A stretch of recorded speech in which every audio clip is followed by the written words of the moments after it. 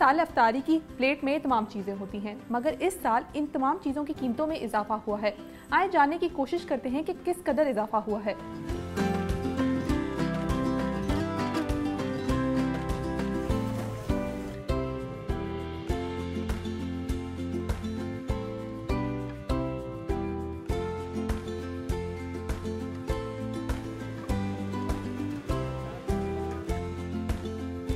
मुझे पिछले साल इन सब की कीमतें बता दें।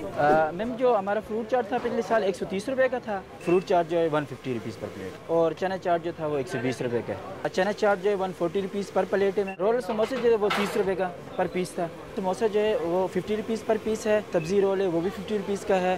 पिछले साल पकौड़ों की जो थी वो 100 रुपये। पकौड़ा पाव जो है 150 रुपीज़ के है मैम।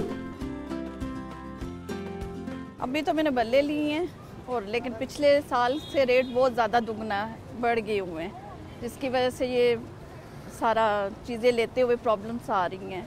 लास्ट 1 ईयर में इन्फ्लेशन बहुत ज़्यादा हो चुकी है, और एक गरीब इंसान के लिए बहुत मुश्किल हो गया कि वो एक रोज़मर्रा की ज़िंदगी की जो चीज़ें हैं उनको ख़रीद सके। अभी और उसमें अभी सामान ज़मीन का फ़र्क है।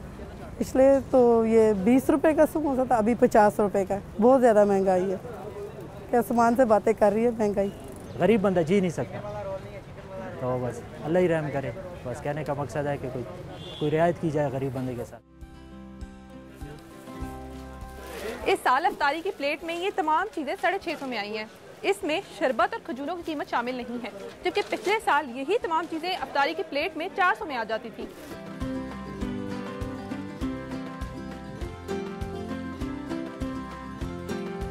इस साल अफ्तारी में अगर आपका बजट 400 ही है तो आपको कुछ चीज़ें अफ्तारी की प्लेट में से निकालनी पड़ेंगी।